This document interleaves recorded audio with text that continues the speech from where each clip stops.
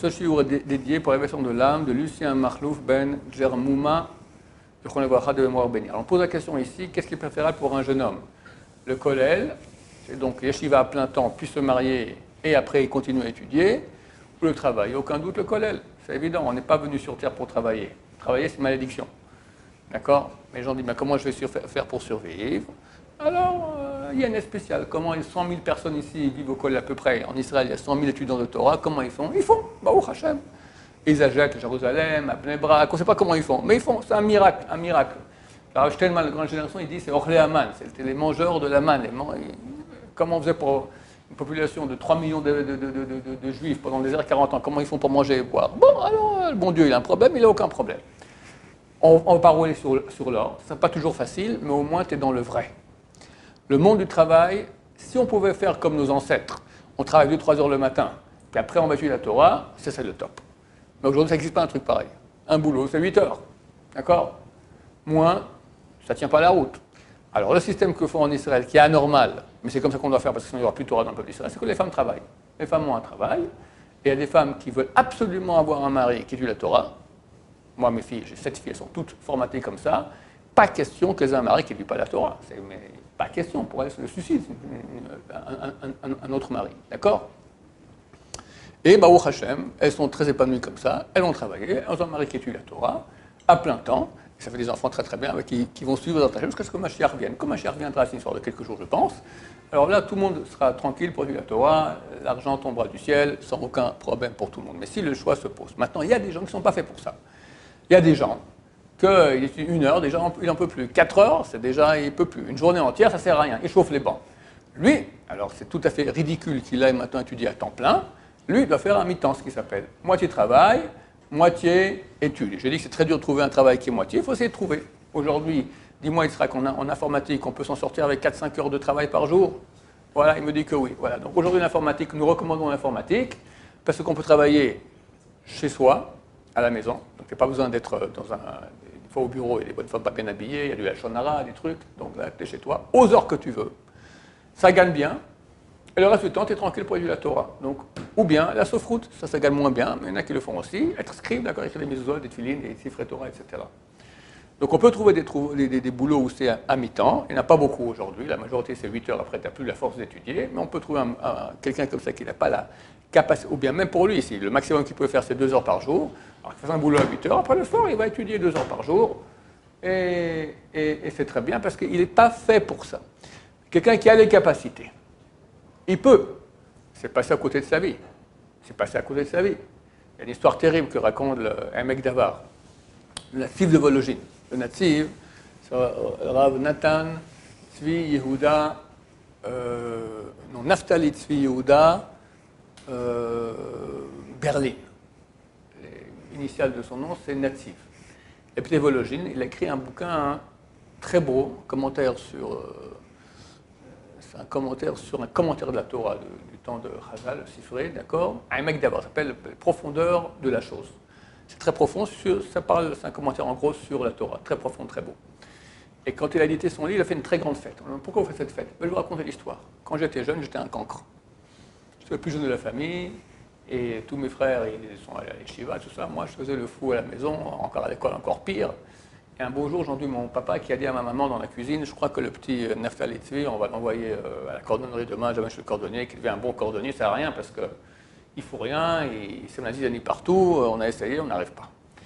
Et j'ai entendu ça, je suis rentré en cours dans la cuisine, je dis non, papa, maman, je vous en prie, désormais, je serai un élève modèle. Et dès ce jour-là, je suis devenu un élève modèle.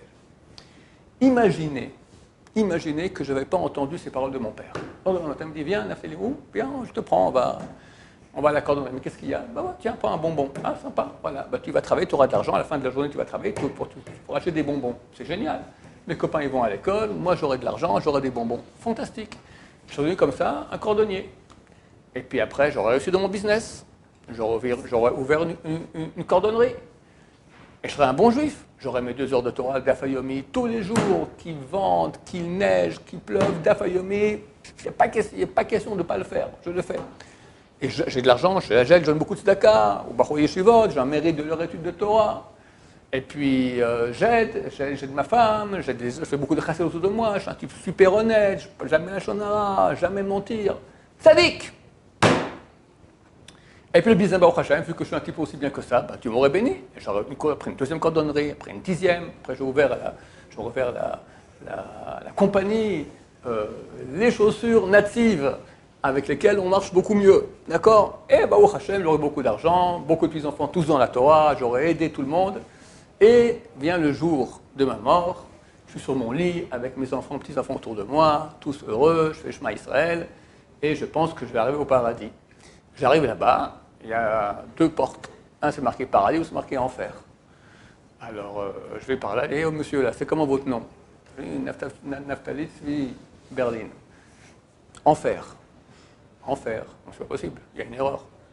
Vérifiez bien, parce que moi, j'étudie la Torah, j'ai fait la Tzedaka, je n'ai jamais parlé Shonara. Qu'est-ce que j'ai fait? Non, monsieur, c'est enfer. C'est pas possible.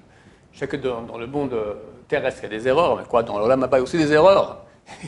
Je vais mon recours, il y a une erreur. C'est pas moi. Moi, je vais pour l'enfer, je dois aller au paradis. Mais qu'est-ce que j'ai fait pour aller en enfer? Assassinat. Ah, alors là, c'est certain. Moi, assassiner quelqu'un, même une mouche, je n'osais pas tuer. C'est complètement faux. Qui j'ai assassiné?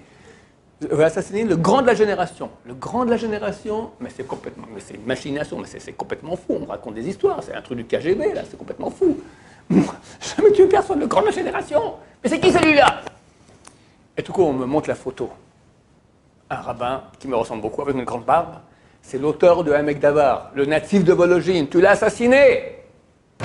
Au lieu d'être l'auteur du Hamek Davar, le grand de la génération, qui a fait tellement de Torah, tu étais un cordonnier, qui a donné de l'argent, qui a aidé les yeshivot, mais tu étais un cordonnier.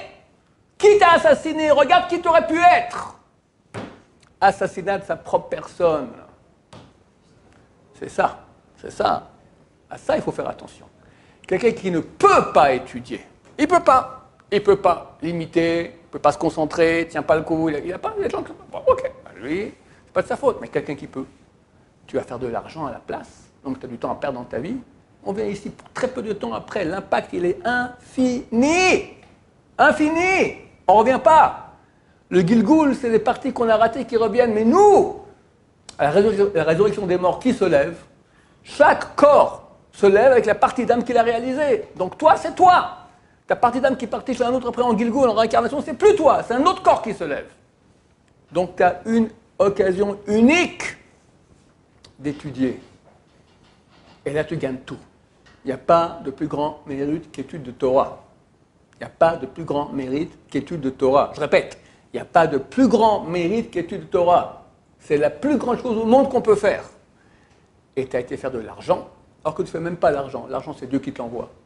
Il y en a qui bossent comme des dingues, ils n'ont rien. Il y en a qui font rien, ils ont plein. Alors, c'est Dieu qui envoie. Donc quelqu'un qui peut, bien sûr qu'il vient avoir. Au moins qu'il tente le coup.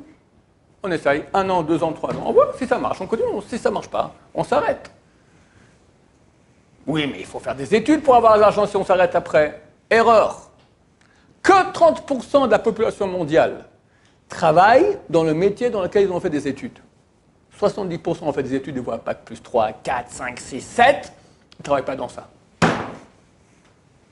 70%. Et puis, comme nous disent nos techniciens ici, après tu peux apprendre l'informatique. En 1 an, c'est fait. Pas faire la fac et les machins. Il y a aujourd'hui des formations en 1 an. Tu as un bac plus 3, n'est-ce pas? En 1 an, tu peux faire une formation, tu as un bac plus 3 en informatique, tu travailles quelques bonnes heures à la maison, 2-3 heures par jour, tu es pépère comme il faut bien.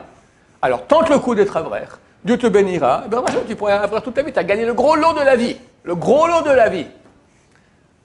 Plutôt que d'aller travailler, avoir peu de Torah, forcément au travail, il y a de la magouille, forcément il y a de la shonara, forcément il y a des bonnes femmes pas bien habillées. Non seulement tu n'étudies pas le Torah, en plus regarde tous les péchés que tu te colquines. Alors quel enfer tu vas te ramasser? C'est pas chaval, c'est pas dommage. Voilà, c'était la réponse à la question. Baruch Adonai, Amen va Amen.